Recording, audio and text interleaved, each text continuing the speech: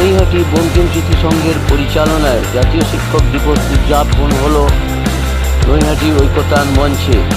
এই দিন সুন্দর সাবলীলভাবে এবং বাস্তব বক্তব্য রাখেন ডক্টর বিপ্লব ঘোষ, ডক্টর শ্যামলচন্দ্র বন্দ্যোপাধ্যায় এবং ডক্টর শ্যামল চক্রবর্তী অধ্যাপক। এছাড়াও অনেকেই বক্তব্য রাখেন অধ্যাপক মধুসূদন চক্রবর্তী। আপনারা এই খবর দেখছেন জনপ্রিয় portal, channel, social media, online বার্তায়। ভালো লাগলে অবশ্যই সাবস্ক্রাইব করবেন। মাঝে মধ্যে একটা দুটো কথা হয়তো লিখি। তিনি অনেক দিন ধরে আমায় বলছেন যে একবার যদি আপনি নৈহাটিতে এসে বলেন, তো আমি তাকে কথা দিয়েছিলাম যে নিশ্চয়ই আপনি ডাকবেন, আমি নিশ্চয়ই আসব। এবং আজকে আমার সুযোগ হয়েছে। ছোট বন্ধুরা আরেকটু বেশি থাকলে নিশ্চয়ই আমাদের সবার ভালো লাগতো, কিন্তু বুঝতেই পারছেন একটা ভিন্ন ছন্দে এখন আমাদের রাজ্য চলছে। আমি সামনে দেখলাম আপনারা যারা অনুষ্ঠানের আয়োজন করেছেন, যে ঘৃণ্যতম এবং বর্বর ঘটনা ঘটেছে তার প্রতিবাদ জানিয়েছেন, সেখানে ফ্লেক্স টানানো আছে, সেটাও দেখলাম। আর আজকে যে তিনজন মানুষ সংবর্ধিত হয়েছেন, এটা আমার কাছে একটা বড় আনন্দের, যে তিনজনই আমার পরিচিত। এরকম সাধারণত হয় না যে মঞ্চে যারা বসে থাকেন সবাই পরিচিত থাকেন, এবং যোগ্য তিনজন মানুষকেই আপনারা সংবর্ধিত করেছেন, সেটাও আমার কাছে একটা আনন্দের বিষয়। এখন বুঝতেই পারছেন যে একটা লম্বা আলোচনা করবার আজকে কোনো এখন এই সময় অবকাশ নেই। আমি শ্রদ্ধেয় ডক্টর বন্দ্যোপাধ্যায়কে জিজ্ঞেস করেছিলাম কতক্ষণ বলবো। তিনি যদি আমাকে সময়টা বলতেন তার চেয়ে আরও বিপদে ফেলেছেন। তিনি বলেছেন আপনি যতক্ষণ খুশি বলুন। এখন অনেক সময় জানেন অন্যে বিচার করলে খানিকটা সুবিধে হয়, নিজেকে নিজে বিচার করতে গেলে খুবই বিপদগ্রস্ত হতে হয়। তবু আমি খুব দীর্ঘ আলোচনা করব না, আপনাদের কাছে কয়েকটা জরুরি কথা বলবো। ছোটদের বক্তৃতাগুলো শুনেও আমার কিছু ভাবনার কথা মনে হয়েছে, আমি হয়তো সেটাও বলবার চেষ্টা করব। হতে পারে বিশ্ববিদ্যালয়, হতে পারে। শুধু তারাই যে শিক্ষক এমনটা তো নয়, এখানে বারবার এই কথা উচ্চারিত হয়েছে। এমনকি ধরুন সমাজে যত রকমের মানুষজন আছেন তার বাইরেও শিক্ষক আছে, না হলে কবি কি করে এই কথা বলেন, আকাশ আমায় শিক্ষা দিল উদার হতে বাইরে, কর্মী হবার মন্ত্র আমি বায়ুর কাছে পাইরে, ইত্যাদি ইত্যাদি বিখ্যাত কবিতা সকলেই করেছেন। ফলে আমার চারপাশের যে জগৎ সেও আমার শিক্ষক। কাজেই চোখ কান খোলা রাখতে হয়। যখন ডাক্তারবাবু বলছিলেন এই বয়সে এরকম কথা কতজন মানুষ বলেন আমি বলতে পারবো না, যে আমরা প্রতিদিন শিখি। আমি সাধারণত জন্মদিনে কার্ড ইত্যাদি দেয়া এই ধরনের ঠিক আমার খুব একটা অভ্যেস নেই, কিন্তু একবার আমাকে একটা কার্ড কিনতে যেতে হয়েছিল। খুঁজে খুঁজে আমি একটা কার্ড পেয়েছিলাম, যেটা অনেকগুলো কিনে এনেছিলাম এবং অনেককে দিয়েছিলাম। সেই কার্ডে শুধু লেখা ছিল প্রতিদিন জন্মদিন, আর কিছু লেখা ছিল না। এবং আমার মনে হয়েছে যে কথাটা এত সত্যি, যে সত্যিই তো আমাদের প্রতিদিন জন্ম হচ্ছে। যখন একটা নতুন ভাবনায় আমরা নিজেদেরকে গড়ে তুলছি, তখন আমি কিন্তু আর আগের আমি থাকছি না, আমি একটা ভিন্ন আমিতে বদলে যাচ্ছি। পরদিন যখন আবার আরেকটা নতুন ভাবনা, নতুন লেখাপড়া, নতুন বিষয় আমার মাথায় একটা কোথাও জায়গা তৈরি করছে, তখন আমি আবার একটা নতুন মানুষে পরিণত হচ্ছি। কাজেই এইটাই হচ্ছে একজন মানুষের, মুক্ত মানুষের ধর্ম, যে তিনি নিজেকে প্রতিদিন বদল করবেন, নিজেকে আরো বেশি পরিণত করবেন। একটা জিনিস আমাদের বলা দরকার, 1817 সাল আমরা জানি যে আমাদের বাঙালিদের কাছে একটা খুবই বড় দিন। কারণ 1817 সালে আমাদের হিন্দু কলেজ তৈরি হয়েছে। হিন্দু কলেজ তৈরি হবার পরে বাংলার শিক্ষা এবং সংস্কৃতিতে একটা বড় রকমের বদল এসেছে। একটা অল্প বয়সী ছেলে, তার নাম ডিরোজিও, আমি পুরো নামটা বলছি না, সে ক্লাসে এসে ছেলেদের পড়াচ্ছে এবং একটা ছাত্র দল সে তৈরি করলো, যাদেরকে পরবর্তী সময়ে আমাদের দেশের যারা ঐতিহাসিক এবং শিক্ষার গবেষক তারা তাদেরকে চিহ্নিত করেছেন ডিরোজিয়ান হিসেবে। আপনারা জানেন, এখানে বড়রা অনেকে আছেন, যে ডিরোজিয়ান শব্দটা বললেই আমরা বুঝতে পারি যে ডিরোজিও নামে একজন শিক্ষক ছিলেন হিন্দু কলেজে। তিনি যে ছাত্রদের তৈরি করেছেন তাদের আমরা ডিরোজিয়ান বলি এবং কখনো কখনো আমরা তাদের ইয়ং বেঙ্গল হিসেবেও চিহ্নিত করি। কারা ছিলেন সকলের কথা বলছি না, ধরুন দু একজনের কথা আমরা বলি। রাধানাথ শিকদার। কে ছিলেন রাধানাথ শিকদার? 1813 সালে তার জন্ম জোড়াসাঁকোতে, যেখানে রবীন্দ্রনাথ জন্মেছেন, এবং তিনি প্রথম পৃথিবীর সবচেয়ে উচ্চ গিরিশৃঙ্গের উচ্চতা পরিমাপ করেছেন। কিন্তু পরাধীন দেশ, যা হবার তাই ঘটেছে, তার নামে স্বীকৃতি আসেনি। আপনারা জানেন যিনি সার্ভেয়ার জেনারেল ছিলেন, জর্জ এভারেস্ট, তার নামে এভারেস্ট গিরিশৃঙ্গ হিসেবে চিহ্নিত হয়েছে।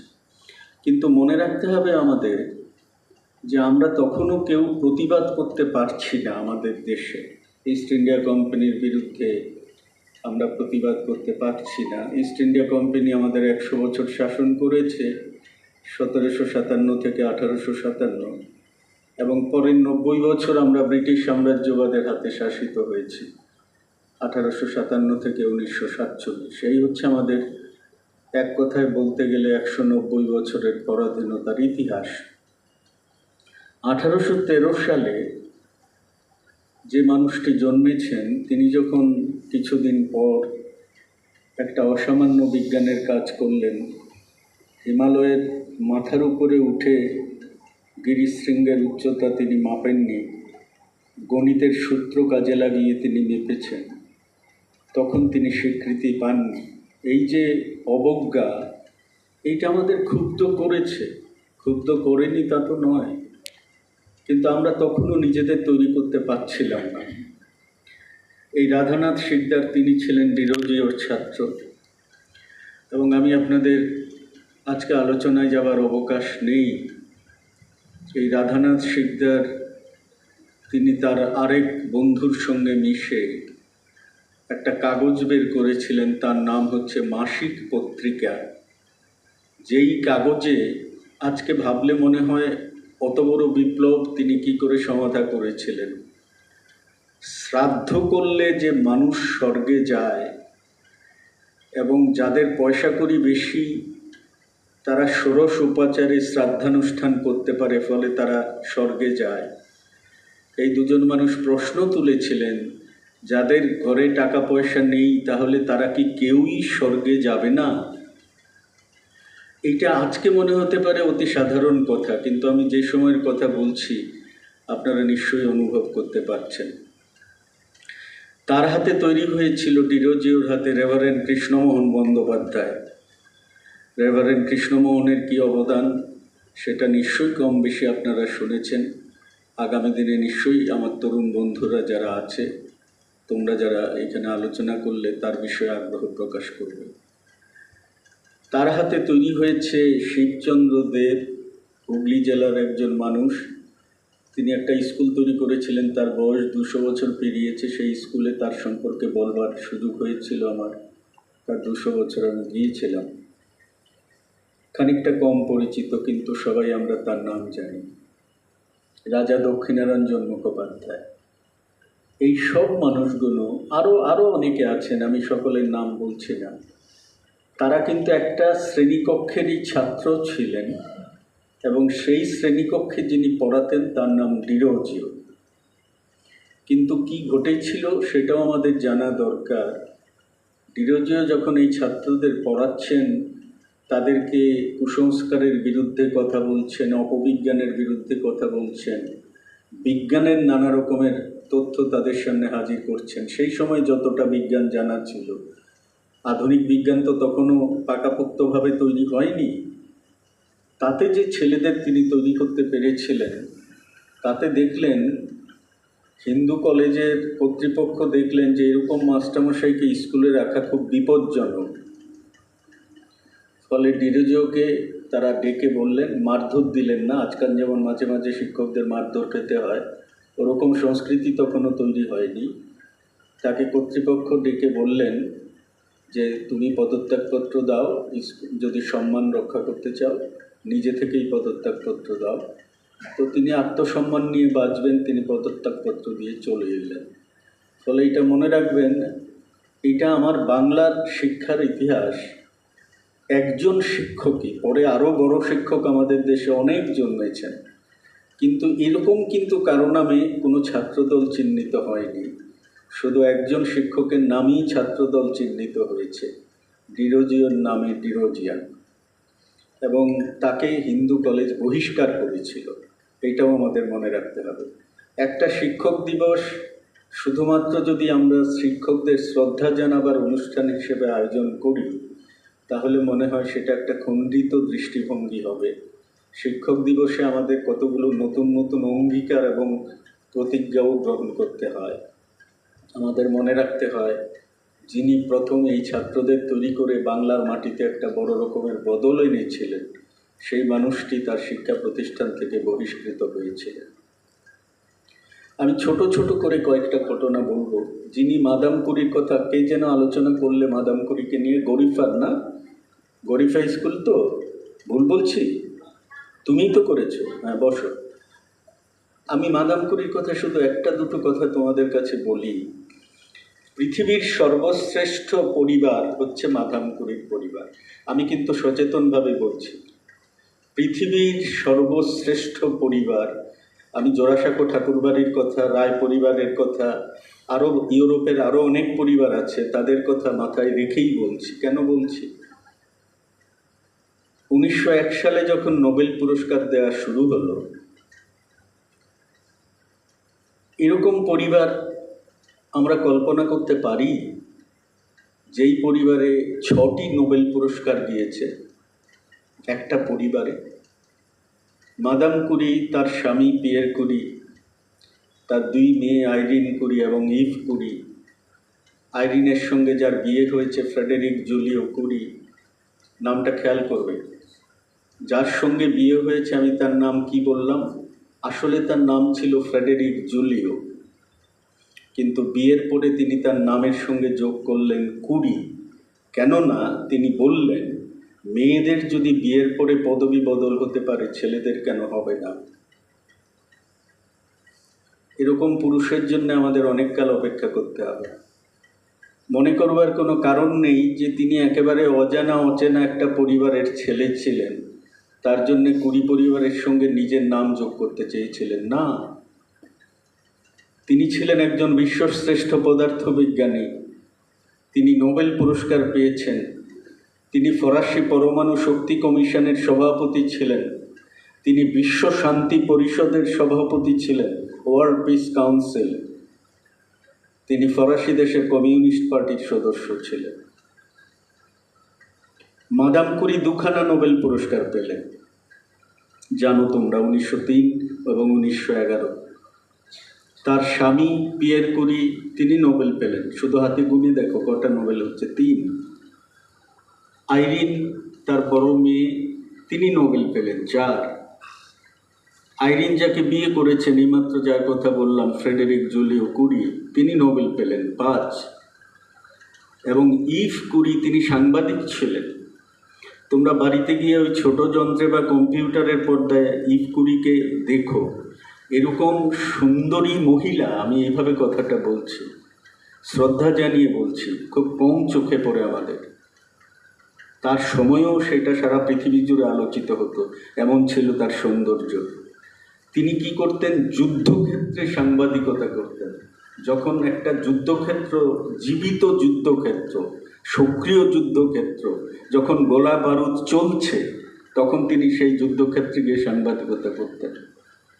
তার স্বামী রাষ্ট্রসংঘের হাতে তৈরি ইউনেস্কো, তার তিনি মহা অধিকর্তা ছিলেন, এবং তিনি যখন মহা অধিকর্তা ছিলেন তখন ইউনেস্কো নোবেল শান্তি পুরস্কার পেয়েছিল, সভাপতি হিসেবে তিনি আনতে গিয়েছিলেন। তাহলে একটা পরিবারে 6টা নোবেল পুরস্কার। এবার আমি তোমাদের আর দুটো কথা বলবো, তোমরা তার মধ্যে যোগসূত্র তৈরি করে নেবে। আমি ছোটদের বলছি। প্রথম কথা হচ্ছে, এটা বড়রাও ভাবতে পারেন, এটা একটা বিস্ময়কর ঘটনা।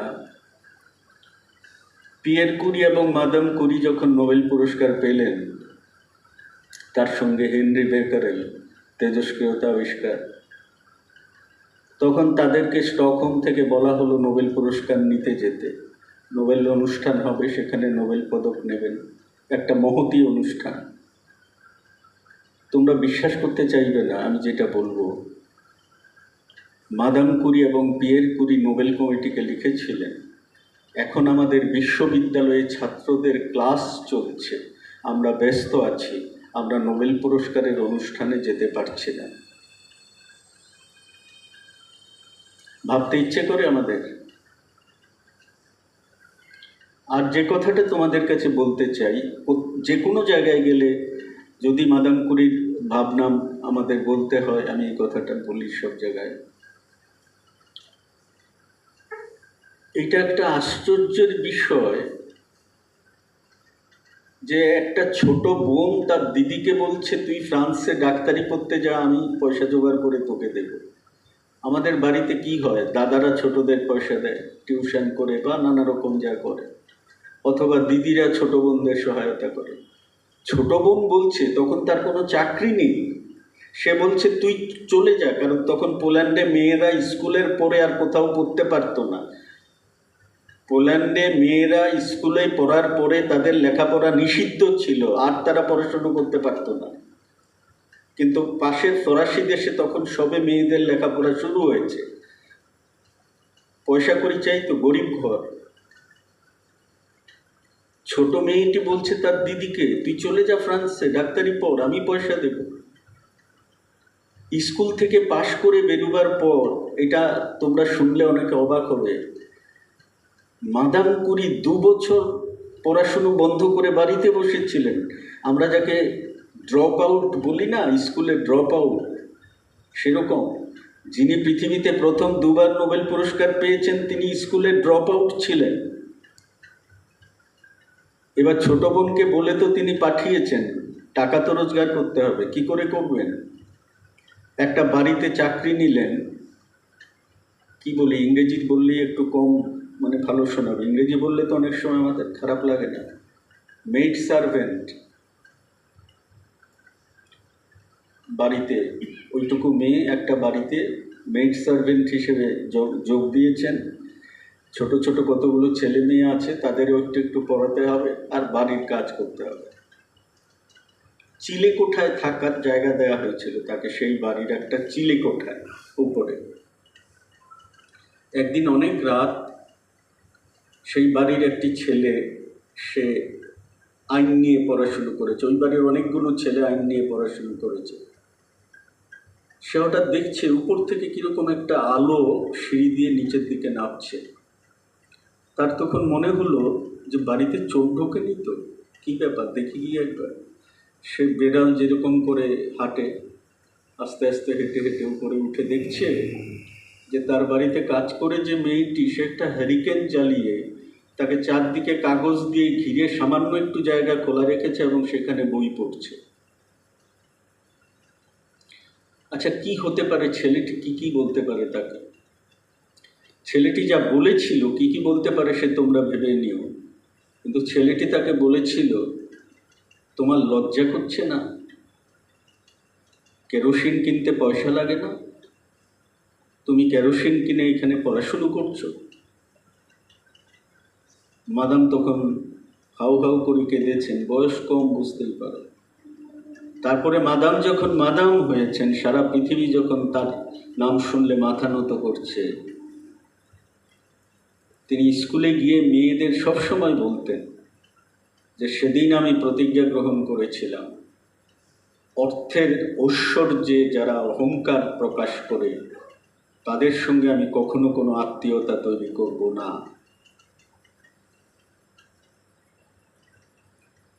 এখানে নৈতিকতার কথা বলছিলেন মধুসূদন বাবু, শিক্ষার মূল্যবোধের কথা। আজকে কোথায় পৌঁছেছে মূল্যবোধ? আমি তোমাদের কাছে, তোমরাই আমাকে প্ররোচিত করলে, যেহেতু মাদাম করে নিয়ে আলোচনা করেছ, তাই আমি তোমাদের কাছে এই সময় তাকে বললেই যে কথাগুলো আমার প্রথমে ভেসে আসে মনে, সেটা তোমাদের আমি শোনাতে চাইলাম। দেখুন, রবীন্দ্রনাথ বলেছিলেন যে আমি যদি পৃথিবী ছেড়ে চলে যাই, মানুষ নিশ্চয়ই কিছু আর মনে না রাখুক, আমার গান মনে রাখবে। রবীন্দ্রনাথের ভাবনা হয়েছিল মানুষ সব কিছু ভুলে যেতে পারে, কিন্তু আমার নিজের মনে হয় রবীন্দ্রনাথ বলতেন যে মানুষ বোধহয় আমার গানটাকে বলতে পারবে না, সেটা নিশ্চয়ই মানুষ মনে রাখবে। কিন্তু রবীন্দ্রনাথ তো আমাদের শিক্ষক। যখন আমি বলছি রবীন্দ্রনাথ আমাদের শিক্ষক, তখন মনে রাখতে হবে পৃথিবীতে একমাত্র দেশ, তার নাম ভারত, যেখানে একজন মানুষ কোনো স্কুল কলেজ বিশ্ববিদ্যালয়ে পড়াশুনো করেননি, কিন্তু সেই দেশের কোনো স্কুল কলেজ বিশ্ববিদ্যালয়ে তাকে বাদ দিয়ে চলতে পারে না। পৃথিবীতে এরকম দেশ আর নেই। এখন এইটা যখন বলি, অনেক সময় বড়রা কেউ কেউ আমায় জিজ্ঞেস করেন, তাহলে তিনি নিশ্চয়ই মাস্টারদের খুব অপছন্দ করতেন। তাহলে তো আমরা যারা পড়াই, আমাদের নিজেদের সম্পর্কে কীরকম সন্দেহ দেখা দেয়। আমি আমার চাকরি জীবন শুরু করেছিলাম সেন্ট জেভিয়ার্স কলেজে, 2-2.5 বছর ওখানে পড়িয়েছিলাম। তারপর কলিকাতা বিশ্ববিদ্যালয়, মাঝে কিছুদিন দেশের বাইরে ছিলাম। আমি সেন্ট জেভিয়ার্স কলেজে দেখেছি যে তারা যখন প্রসপেক্টাস বের করেন, সেন্ট জেভিয়ার্স স্কুলে তিনি কিছুদিন ক্লাস করতে যেতেন, কয়েক সপ্তাহ। তারা তাদের প্রসপেক্টাসে তাদের কারা প্রাক্তন ছাত্র রবীন্দ্রনাথের নাম না লিখলে তাদের ঘুম হতো না। কিন্তু সত্যি সত্যি কি রবীন্দ্রনাথ প্রাক্তন ছাত্র? কোনো একটা স্কুল বা কোনো কলেজ বা বিশ্ববিদ্যালয়ে কোনো ছাত্রছাত্রী অন্তত একটা পরীক্ষা দিয়ে তো পাশ করতে হবে, তবে তো তিনি প্রাক্তন ছাত্র হবেন। গেলাম, কয়েকদিন ক্লাস করলাম, চলে এলাম, অমনি প্রাক্তন ছাত্র হয়ে গেলাম।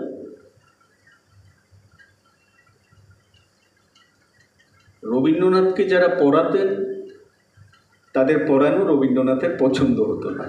ফলে রবীন্দ্রনাথ তো রবীন্দ্রনাথ, তিনি সেখানে পড়তেন না, তিনি চলে আসতেন।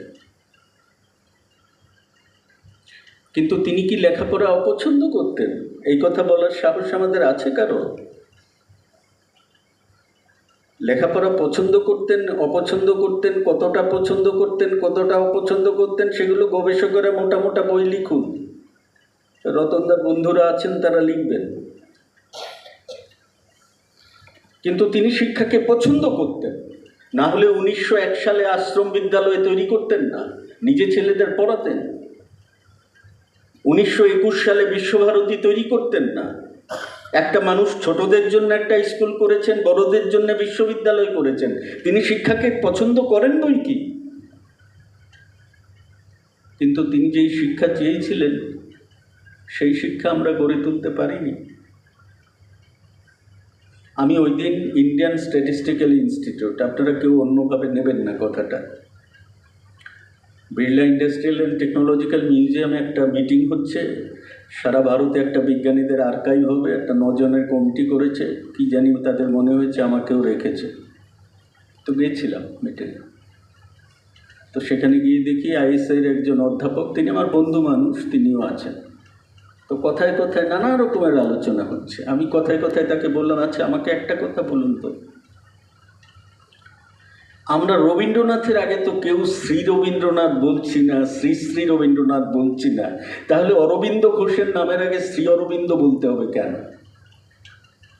কেউ মনে করবেন না আমি অরবিন্দকে অশ্রদ্ধা করি, অরবিন্দকে কম পছন্দ করি, কেউ ভুলেও মনে করবেন না। আমি একটা বড় সংস্কৃতির প্রশ্ন তুলতে চাইছি। কখনো আমার মনে হয় কই রবীন্দ্রনাথ উচ্চারণ করতে তো আমরা তার আগে শ্রী বলার কথা ভাবি না? তাহলে কিসের জন্য অরবিন্দর আগে তার নাম উচ্চারণ করতে গেলে আমাকে শ্রী বলতে হবে? তাহলে কোথাও বোধের মধ্যে একটা অন্য সংস্কৃতি কাজ করছে, আমাদের পিছু টানার সংস্কৃতি।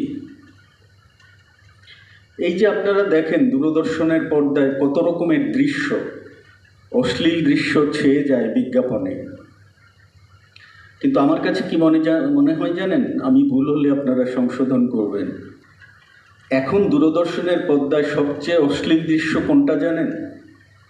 কতগুলো ছেলে মেয়ে একটা বই হাতে নিয়ে বলে, খেয়াল করেছেন কি প্রতিটি ছেলে মেয়ে একই কথা বলে? শুনেছেন কেউ মনোযোগ দিয়ে বিজ্ঞাপনটি? প্রতিটি ছেলে মেয়ে একই বাক্য উচ্চারণ করে, তারা বলে এই বইটি পড়ে আমি প্রথম হয়েছি, দ্বিতীয় হয়েছি, তৃতীয় হয়েছি। আমি জানি না অভিভাবকেরা কিসের বিনিময়ে ছেলে মেয়েগুলোকে ওখানে দর্শনের সামগ্রী করে তুলছেন, জানি না।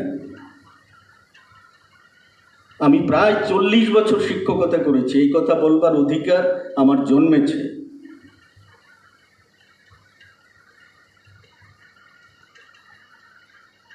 কিন্তু এই রবীন্দ্রনাথ আচার্য প্রফুল্লচন্দ্রকে দেখে বলেছিলেন, এখানে প্রফুল্লচন্দ্র আলোচনা হয়েছে, রবীন্দ্রনাথকে তোমরা জানো যে তার দাদা ছেলেটা একেবারে কি বলবো জাহান্নামে যাচ্ছে, এটাই ঠাকুরবাড়ির দাদারা সব ভাবছিলেন রবীন্দ্রনাথের কথা ভেবে, যে ছেলেটার তো কিছুই হলো না। তখন সত্যেন্দ্রনাথ ঠাকুর তাকে লন্ডনে পড়তে পাঠালেন, ব্যারিস্টারি পড়ে রবীন্দ্রনাথ ব্যারিস্টার হবেন। তো রবীন্দ্রনাথ যা হবার হয়েছেন, ব্যারিস্টার তো হননি।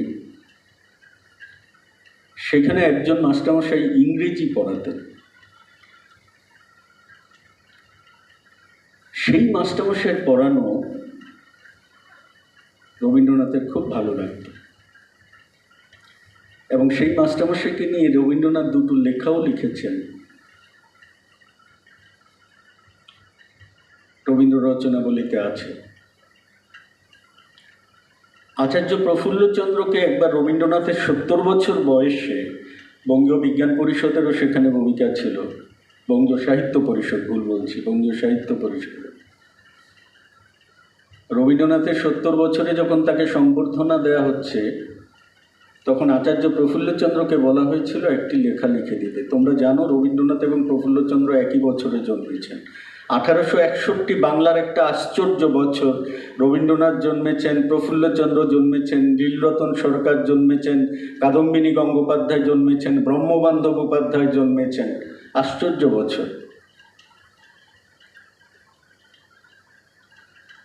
প্রবাসী পত্রিকার সম্পাদক রামানন্দ চট্টোপাধ্যায়, প্রবাসী এবং মডার্ন রিভিউ, বাংলা 1 তারিখে প্রবাসী বেরোতো, ইংরেজি 1 তারিখে মডার্ন রিভিউ বেরোতো, কোনোদিন ব্যতিক্রম হয়নি। তিনি প্রফুল্লচন্দ্রকে বললেন আপনি রবীন্দ্রনাথের উপর একটা লেখা তৈরি করে দিন। তো তিনি বললেন আমি রবীন্দ্রনাথকে নিয়ে কী লিখবো? আচ্ছা ঠিক আছে, তবু বারবার অনুরোধ।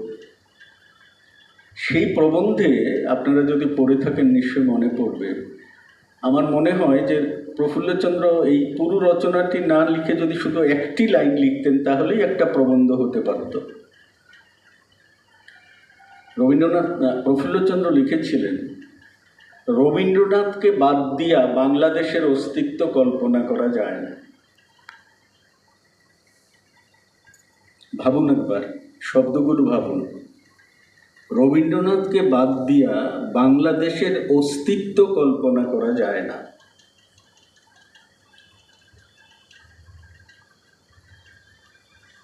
সেই রবীন্দ্রনাথ প্রফুল্লচন্দ্রকে নিয়ে যখন তাকে কিছু বলতে বলা হলো, তখন বলছেন, এমন শিক্ষক মেলে কই, শুধু একজনকেই চোখে পড়ে, তিনি আচার্য প্রফুল্লচন্দ্র। উপনিষদের বাণী থেকে রবীন্দ্রনাথ উচ্চারণ করে বলছেন, তিনি নিজেকে এক থেকে বহুতে পরিণত করেছেন। একজন বড় শিক্ষক হচ্ছেন তিনি, যিনি নিজে কখনোই ভেঙে যাবেন না, কিন্তু তার থেকে বহু শিক্ষক গড়ে উঠবে।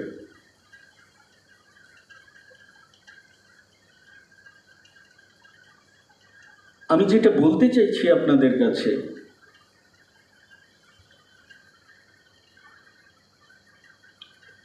এই তো আমাদের ঐতিহ্য। আমরা তো কিছু দরিদ্র ঐতিহ্যে বসবাস করছি না। আমরা তাদের আদর্শ করে কেন এগোতে পারবো না? এই যে ধরুন নতুন করে এসেছে, কিছু একটা ঘটলে তো নতুন করে কিছু বিষয় আসেই। এই যে আমাদের কলকাতায় একটা মেডিকেল কলেজ এবং হাসপাতালে যে ঘটনাটি ঘটল গত 9ই আগস্ট, যিনি কলেজটা তৈরি করেছিলেন, আমাদের দেশের প্রথম বেসরকারি কলেজ। শুধু একবার পড়ে দেখবেন রাধা গোবিন্দ কর কিভাবে অর্থ সংগ্রহ করেছেন। মহেন্দ্রলাল সরকার আলোচনা হয়েছে। যে বছর রাজা রামমোহন মারা গিয়েছেন 1833, সে বছরে তার জন্ম। 1904 সালে তিনি মারা যান। 1902 সালে যখন তিনি Indian association for the cultivation of সায়েন্সে গিয়ে বক্তৃতা করছেন, তখন তিনি যে কথা বলেছেন শুনলে আপনাদের চোখে জল আসবে। তারপরে তিনি আর যেতে পারেননি, তারপরে 2 বছর পরে মারা যান। তিনি বলছেন যে আজকে আমি যদি আপনাদের কাছে এই কথাটা না বলে যাই তাহলে আমি মহা অপরাধ করব। মহেন্দ্রলাল বলছেন, আমি যখন বলেছিলাম যে আমি একটা বিজ্ঞান গবেষণাগার করতে চাই, British association for the advancement of science এবং রয়্যাল ইনস্টিটিউশন, এই দুটো প্রতিষ্ঠানের সম্মিলনে যে ধরনের প্রতিষ্ঠান গড়ে তোলা যায় সেই ধরনের প্রতিষ্ঠান আমি গড়ে তুলতে চাই, যেখানে আমার দেশের মেধাবী ছেলেরা, কি সাহস, তিনি বলছেন শুধু নেটিভ ছেলেরা গবেষণা করবে, কোনো ইংরেজকে এখানে ঠাঁই দেওয়া হবে না। জয়ন্ত বিষ্ণু নার্লিকারের মতো বিখ্যাত জ্যোতির্পদার্থবিদ, তিনি রাজা রামমোহন রায় বক্তৃতা দিতে গিয়ে বলছেন, মনে রাখবেন 1876 সালে বউবাজারের ফুটপাতের একদিকে রাষ্ট্রগুরু সুরেন্দ্রনাথ তৈরি করছেন ভারত সভা বা ইন্ডিয়ান অ্যাসোসিয়েশন, উল্টো ফুটপাতে মহেন্দ্রলাল তৈরি করছেন Indian association for the cultivation of science. এটা তো স্বাধীনতার লড়াই আমাদের। সেখানে তিনি আক্ষেপ করছেন যে বাংলাদেশের ধনাঢ্য মানুষদের কাছে আমি আশা করেছিলাম অনেক টাকা পাবো। যিনি আলোচনা করেছো তোমরা, মহেন্দ্রলাল বলেছো তোমরা কথাটা, কিন্তু সারা পাননি তেমন। একজন মানুষ, তিনি তো অনেক জায়গায় টাকা দিয়েছেন, তার নাম জানো, জয়কৃষ্ণ মুখোপাধ্যায়, উত্তরপাড়ার জমিদার। তিনি 1000 টাকা দিয়েছিলেন। কিন্তু আজকে দাঁড়িয়ে যে কথাটা বলতে চাই, আমরা যাই বলি ঈশ্বরচন্দ্র বিদ্যাসাগর তো আর জমিদার ছিলেন না।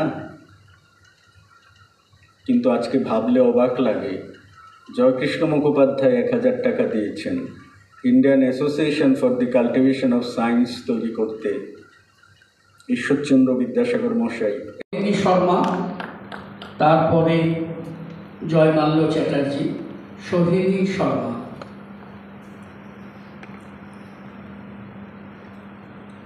তারপরে জয়মাল্য চ্যাটার্জি। এটা ডক্টর রতন কুমার নন্দী তুলে দেবে সোহিনীর হাতে।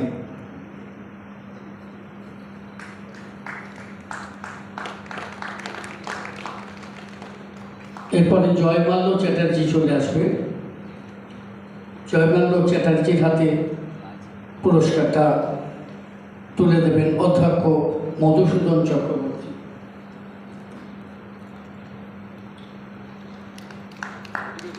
এরপরে আসবে স্বর্ণদীপ সরকার, উত্তর গরিফা পল্লী মঙ্গল উচ্চ বিদ্যালয় থেকে এসছে। ডক্টর বিপ্লব ঘোষ মহাশয়।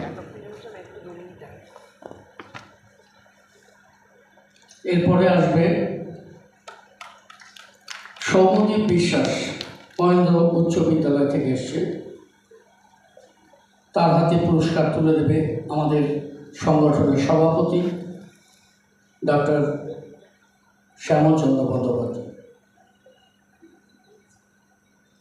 তারপরে চলে আসবে অদ্রিজা জানা, কল্যাণী বেদি ভবন রবিতীর্থ থেকে এসছেন।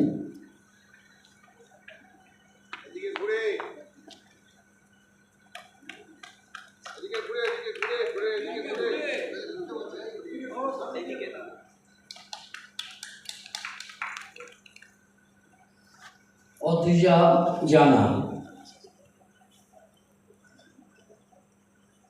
পুরস্কারটা তুলে দেবেন অধ্যাপক শ্যামল চক্রবর্তী মহাশয়। তারপরে চলে আসবে কৌশিকী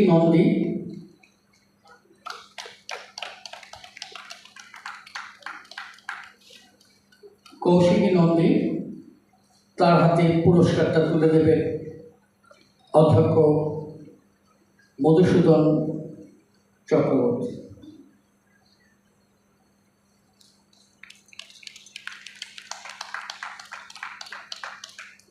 এবার আসবে প্রেরণা ঘোষ।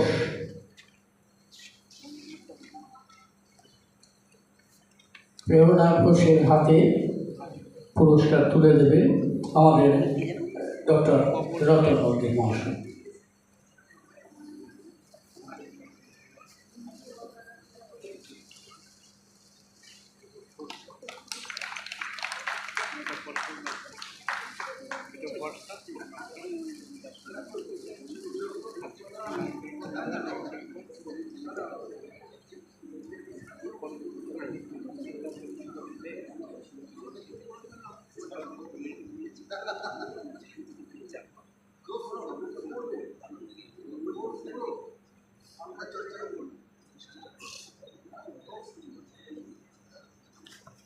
আমাদের অনুষ্ঠান একদম শেষের দিকে,